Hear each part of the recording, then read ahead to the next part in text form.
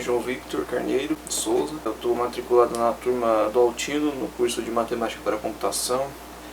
E esse daqui é minha parte do seminário que ele pediu para apresentar, certo?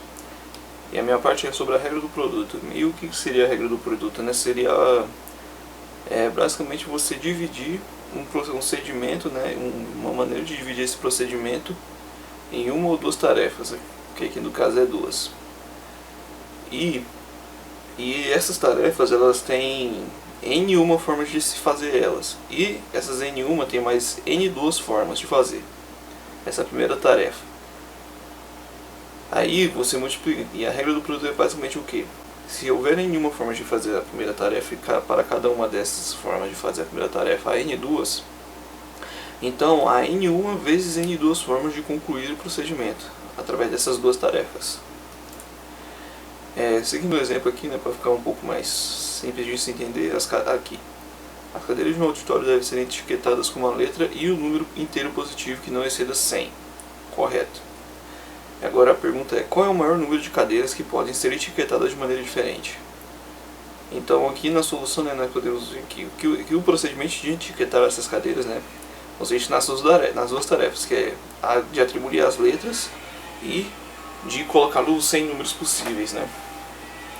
Aí nós pegamos as 26 letras do nosso alfabeto, correto? Aí multiplicando pelos 100 números possíveis, né? E isso totaliza um número máximo de 2.600 formas diferentes de etiquetar essas cadeiras. Correto. Aqui nessa aqui é um pouco mais voltado para a nossa área. Aqui, quantas sequências de bits de comprimento 7 existem? Bom, aqui, né, nós sabemos que bits, né, ele é binário, ou seja, 0, 1. Então nós vamos ter que contar, nós temos que quantas sequências de bits, né, de comprimento 7 existe. Aí nós temos que fazer o que? Multiplicar 2 7 vezes. É isso. E aqui, né, mas para simplificar, é só pegar 2 e levar ele a 7, que vai dar 128, porque 2 elevado a 7 é o mesmo que multiplicar o 2 7 vezes, né? Bom, vamos fazer mais um aqui para terminar, né? Porque o tempo é corrido. Aqui, uma nova companhia com apenas 2 empregados, João e Maria, alugou um andar de um prédio com 12 salas, certo? Aí, quantas formas diferentes há para designar as diferentes salas para esses 2 empregados? Pois bem, aqui vemos que, bom, a solução para esse problema aqui seria o quê? São 12 opções para o João, né? Depois das opções do João ou da Maria ser escolhidos, né? Não importa a ordem nesse daqui. Aí o próximo, que poderia ser tanto o João quanto a Maria, eles teriam 11 opções, porque uma opção das duas já foi escolhida.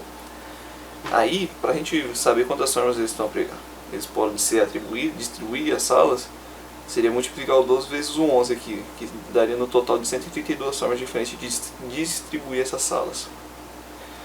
Bom, é basicamente isso a regra do produto, né? Você, vamos dizer assim, partir, né, um procedimento entre duas tarefas e através dessas duas tarefas você poder solucionar esse procedimento. É isso. Meu nome é Vander Alves, eu faço a matéria Matemática para Computação com o professor Altino. Minha parte nesse trabalho é falar sobre a regra da soma. O que é a regra da soma? É uma tarefa que pode ser realizada de N formas ou, essa palavra é importante, ou de outras N2 formas, que ou você faz de um jeito ou você faz de outro, e assim você tem a soma dessas duas formas de fazer uma tarefa. Como explicar isso dando exemplo? O exemplo 3 aqui. Um estudante pode escolher um projeto de computação a partir de 3 listas. As 3 listas contêm 23, 15 e 19 projetos possíveis respectivamente. Nenhum projeto está em mais de uma lista. Quantos projetos possíveis existem para ser escolhidos? Bom, suponhamos que a lista de 23 seja a L1, a de 15 seja a L2 e a 19 seja a L3. Quais são o possível projeto que pode escolher entre essas 3 listas? É só você pegar L1 mais L2 mais L3. E aí você vai ter o resultado, a quantidade de maneiras de escolher um projeto. Nesse caso, você pega L1, 23 mais L2, 15 mais L3, 19. Isso vai ser igual a 57 maneiras de escolher um projeto. Suponhamos que a L1 tenha um projeto igual a L2 e um outro projeto igual a L3. Como que fica isso? Você pega L1 mais L2 mais L3 menos 2, que vai ser os dois projetos repetidos, na L2 e na L3. E aí você vai ter 55 maneiras possíveis de escolher um projeto. Um outro exemplo. Aqui foi declarada uma variável k, que inicialmente é 0, e tem alguns las para ser executado aqui, nesse código. For i1 igual a 1 para n1, k vai ser igual a k mais 1. Isso vai ser feito m vezes.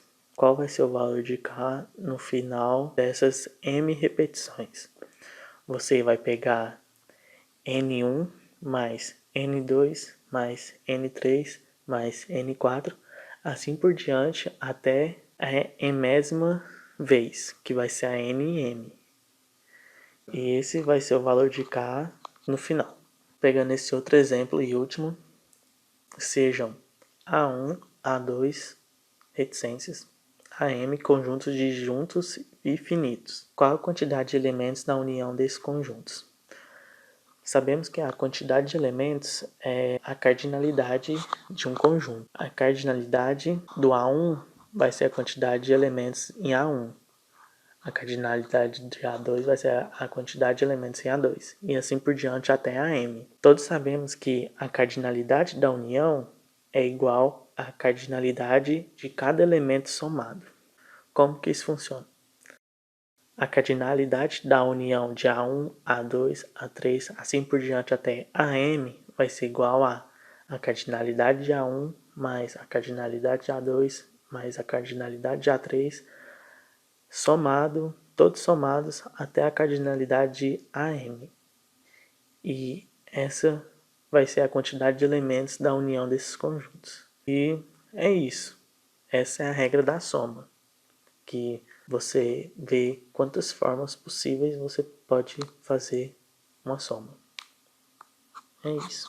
Boa tarde, pessoal. Meu nome é Alfredo. Quero estar falando hoje aqui do princípio de inclusão e exclusão. Esse princípio é uma técnica de combinatória que ele é utilizado para calcular a união de dois conjuntos. Bom, para a gente contar corretamente maneiras para realizar as duas tarefas, somamos o número total de maneiras para realizá-las.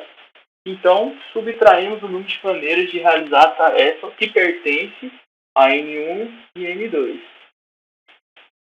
Aqui eu tenho um exemplo aqui, né, que está traduzindo uma temática case que eu estou falando, né? Dado aqui o conjunto A1, união com o conjunto A2, para mim saber as maneiras de selecionar o elemento em A1 e A2, a gente vai ter que fazer essa operação aqui, ó. Eu vou somar a cardinalidade de A1 com a cardinalidade de A2 e subtrair a intersecção de A1 e A2. Bom, um exemplo prático que é apresentado aqui para a gente é a seguinte questão. Quantas cadeias de bits de extensão 8 começam com 1 bit ou terminam com 0, 0? Bom, para estar exemplificando, vamos pegar aqui no Notepad++, esse exemplo aqui. Ó. Aqui eu tenho, como ele cita lá, que é a cadeia de 8 bits. Então eu tenho aqui 1, 2, 3, 4, 5, 6, 7, 8 elementos. O primeiro exemplo seria nosso conjunto A1, ele sempre começa aqui com 1 bit. Então existe 2 elevado a 7 maneiras, né, desse grupamento de bits terminar. Então a gente pode ter aqui um total de 128 maneiras de começar isso aqui com 1.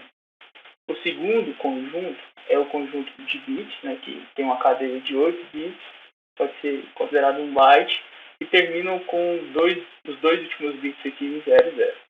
Bom, considerando que aqui eu posso ter 6 bits, né, utilizando o princípio do produto, eu tenho que aqui eu posso ter 64 maneiras, porque 2 elevado a 6 dá 64. Então aqui eu estou aqui na fórmula ainda, aqui nessa primeira parte aqui, ó, Estou fazendo a união, pegando a quantidade de maneiras do primeiro conjunto, somando com a quantidade de maneiras do segundo conjunto. Bom, e aqui eu tenho que tirar a intersecção dos dois conjuntos, que no caso eu tenho que esse fato ele vai ocorrer somente aqui, ó, quando o bit começar com 1 e terminar com os dois últimos bits 00. Então eu posso variar todos esses outros bits aqui, que dá um total de 2 elevado a 5, que é igual a 32. Eu fazendo essa operação, eu tenho um resultado aqui que é 160. Daí eu tenho a resposta aqui, que é essa pergunta que foi feita, né, usando esse princípio da inclusão e exclusão. Quantas cadeias de bits de extensão 8 começam com o bit 1 ou termina com o bit 00?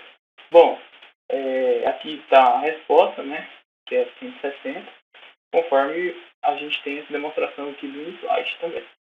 Mais um exemplo, para ficar mais claro ainda, que eu estou falando, seria esse outro exercício aqui, né? Que uma companhia de computadores recebe 350 currículos, né, de graduados em computação para uma proposta de planejamento de uma nova linha de servidores web. Certo? O que eu poderia considerar meu universo? Suponha que 220 dessas pessoas fizeram curso de ciência da computação, 147 engenharia de software e 51 ciência da computação e engenharia de software. Aí vem aqui a pergunta, né? Quantos desses graduados não são da área de CC nem de ES? Bom, aqui eu começo a trabalhar minha solução, né? Eu tenho definido aqui os conjuntos, onde que A1 é os graduandos de ciência da computação, A2 é os graduandos de engenharia de software, e eu considero a união desses dois conjuntos, A1 e A2, os estudantes que cursaram ou engenharia de software ou ciência da computação.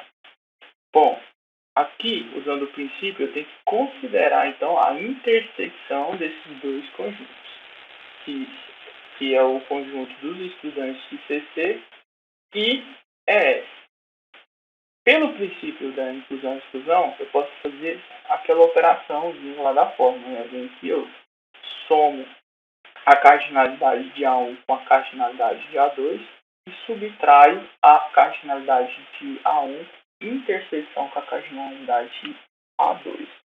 Logo, eu terei 316 graduandos no total. Mas essa aqui ainda não é a minha resposta, né? Pois aqui eu tenho os graduandos que ou participam de ciência da computação ou engenharia de software. Eu tenho que subtrair isso aqui, porque o enunciado aqui, ó, ele quer os graduandos que não são, né, da área de CC e nem de ES. Então, pegando o conjunto universo do 350 aqui e subtraindo os dois conjuntos anteriores, agrupados, né, eu tenho que 34 alunos não são graduandos em ciência da computação e nem em engenharia de software.